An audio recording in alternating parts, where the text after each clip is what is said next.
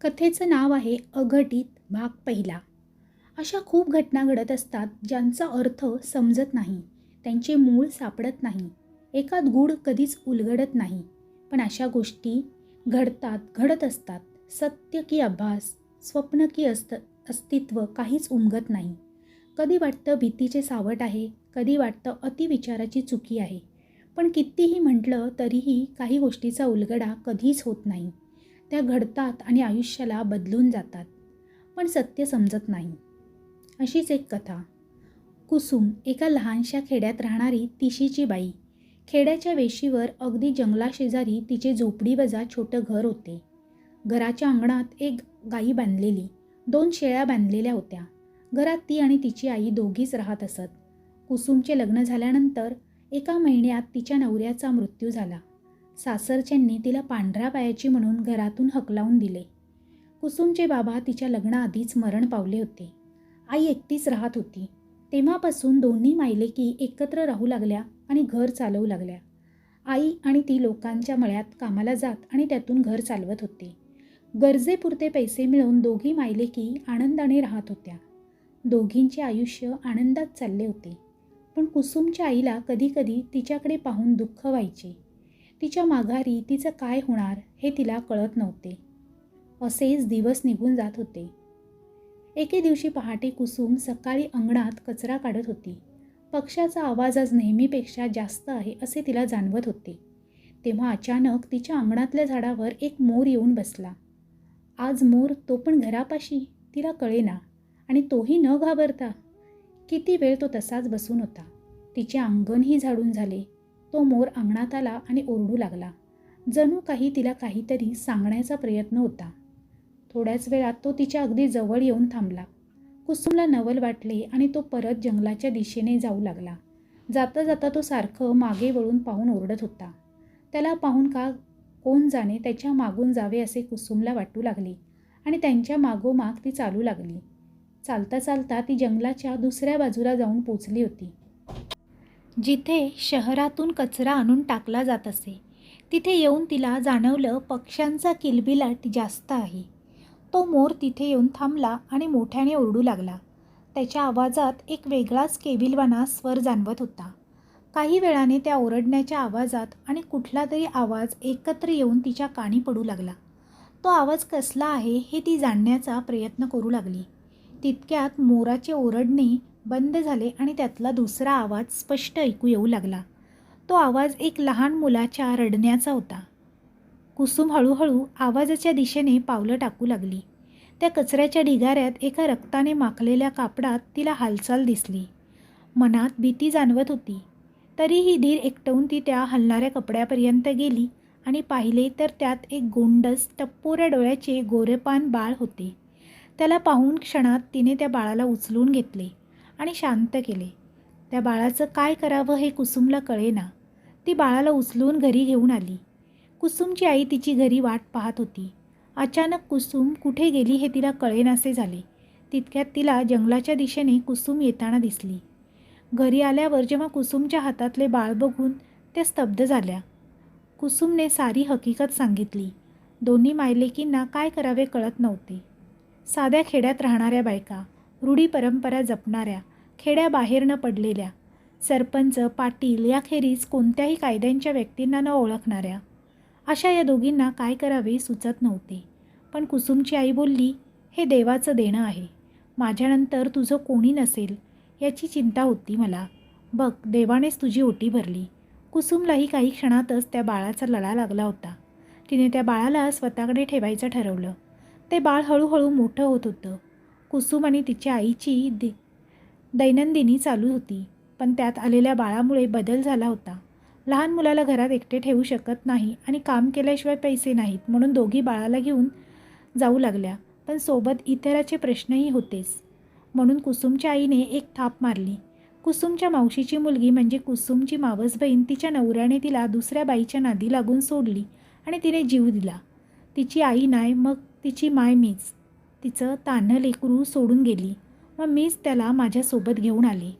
कुसुमच्या मावशीला कोणी ओळखत नव्हते आणि लोकांना खरं सत्य माहीत नव्हते, म्हणून सर्वांनी हे सहज मान्य केले. त्या बाळाने कुसुमला आई पण दिले होते. तिच्या जीवनात एक नवीन उमेद घेऊन आले होते. तिने त्या बाळाला नाव दिले. तिच्यासाठी तिच्या आयुष्यातली काळी रात्र संपली होती म्हणून तिने तिचे नाव रजनी ठेवले. रजनी हळूहळू मोठी होऊ लागली, पण ती 2 वर्षाची झाली तरी तिला बोलता येत नव्हते. ती हळूहळू काही शब्द बोलू लागली, पण ती इतर मुलांपेक्षा थोडी वेगळी होती. ती नेहमी अबोल असायची. ती सतत निसर्गात काहीतरी शोधत आहे असे वाटायचे. ती अंगणात पशु पक्षीसोबत बोलायची आणि पशु पक्षीसुद्धा तिच्याशी बोलतायत असं वाटायचं. तिच्याकडे असलेल्या शेळीचा कोकरांशी तिची खास मैत्री झाली होती. बघता बघता ती 7 वर्षाची झाली.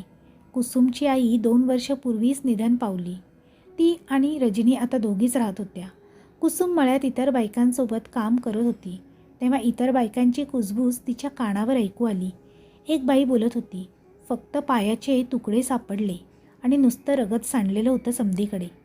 मग दुसरी बाई बोलू लागली, बिबट्याने वाघुटाने मारलं असेल. दरवर्षी एकतरी जनावर घेऊन जातोच तो. कुसुमला आधी त्यांच्या बोलण्याचा अर्थ कळला नाही. मग कळलं गावातल्या शिरप्या गवळ्याचं बोकड सकाळी दावणीला नव्हतं. त्याने आजूबाजूला शोधलं पण सापडलं नाही. तितक्यात रानात गुरं चरायला गेलेली पोरं बोंबलत आली.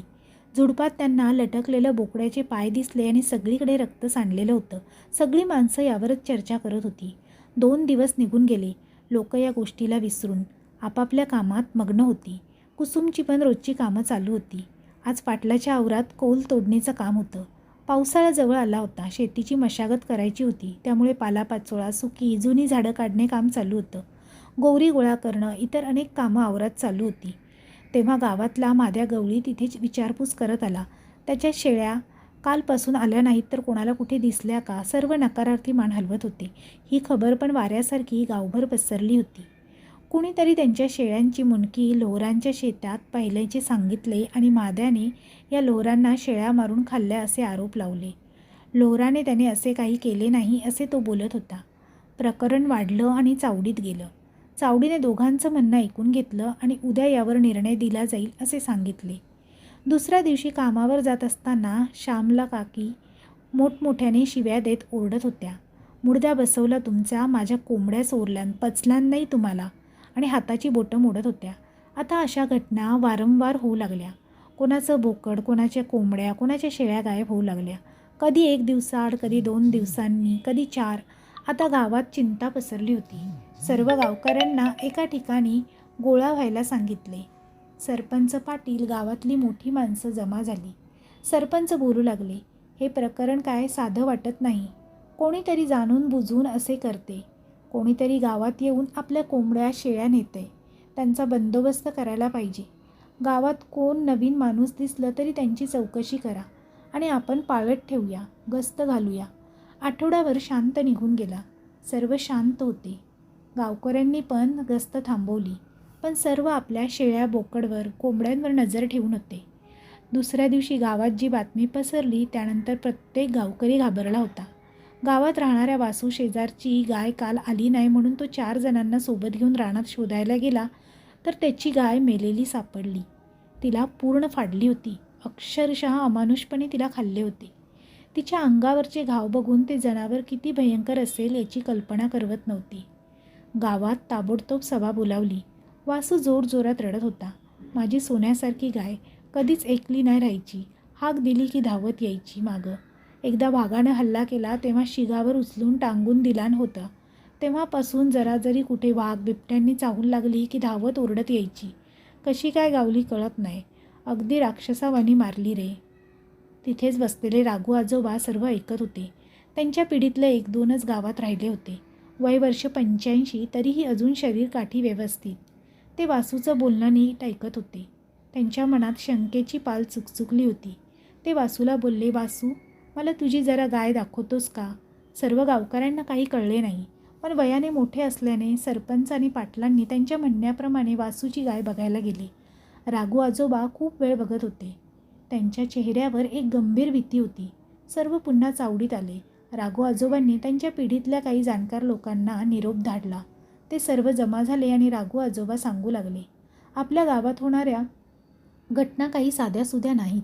वासूची गाय कुणी रानातल्या जनावरांनी नाही मारली. सर्व लोक आजोबांचं बोलणं ऐकत होते. सरपंच बोलू लागले, म्हणजे काय बोलताय आजोबा? राघू आजोबा बोलत होते.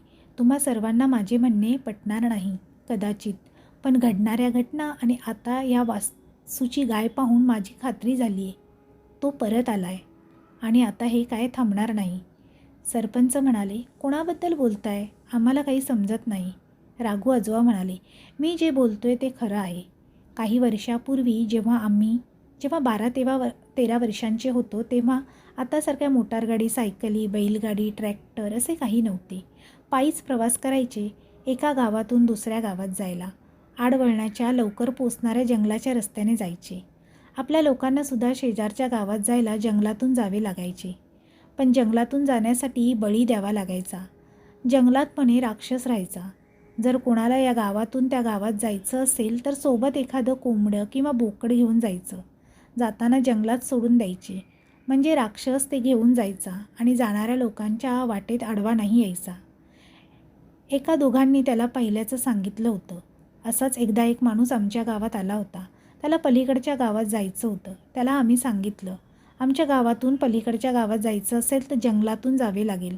तर आज पोचाल नाही तर 2 दिवस लागतात. वस्तीतून गेलात तर. त्याला घाई होती. तो जंगलातून जायला तयार होता. म्हणून आम्ही त्याला सर्व गोष्टी सांगितल्या की बळी द्यावं लागेल. त्याने आमची थट्टा केली आणि राक्षस असं काही नसेल, कोणी चोर डाकू असतील, आयती कोंबड्या बोकडाची मेजवानी खात असतील आणि तो आमचा न ऐकून बळी न देता गेला. 2 दिवसांनी त्या वाटेने जाणाऱ्या माणसाला त्याचं चिरफाड केलेलं शरीर सापडलं. लोक जंगलातून जायला घाबरू लागले. त्याच्या तोंडाला जर माणसाचं रक्त लागलं तर तो माणसाच्या मागे लागेल याची भीती वाटत होती. पुन्हा एका माणसाचं प्रेत सापडलं.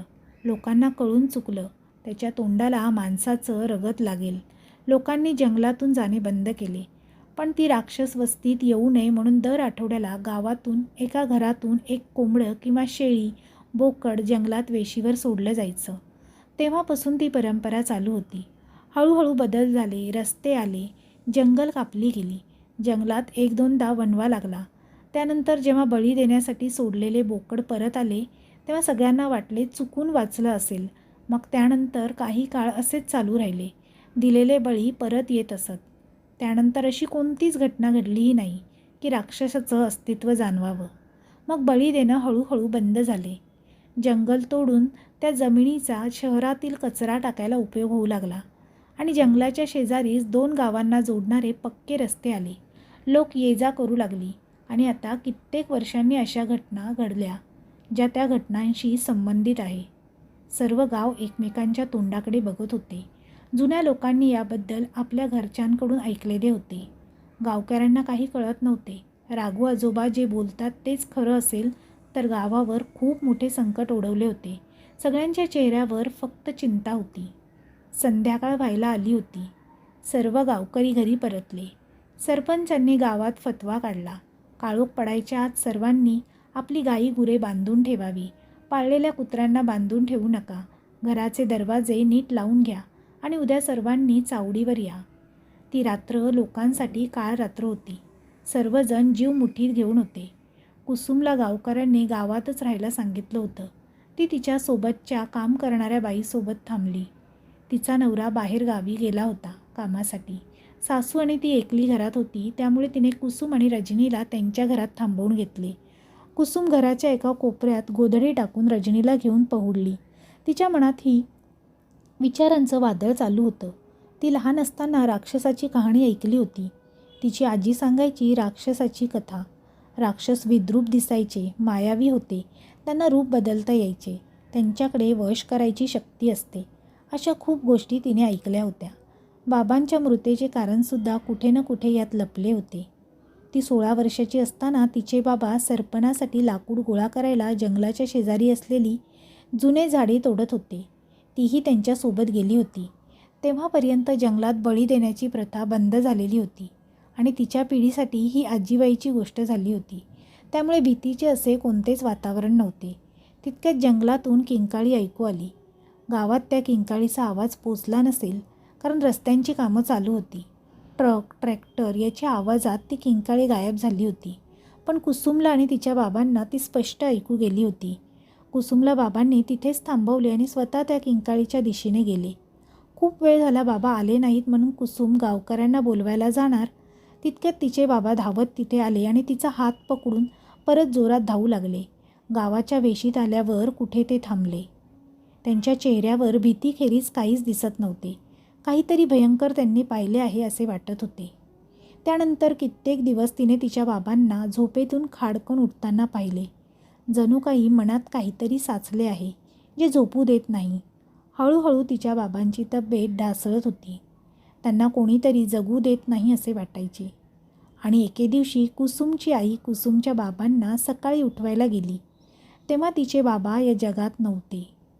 त्यानंतर वर्षभराने कुसुमचे लग्न झाले आणि ती सासरी निघून गेली. त्या जुन्या आठवणीच्या विचारात तिचा कधी डोळा लागला तिला कळलेच नाही. जाग आली ती कुत्र्यांच्या भुंकण्याने.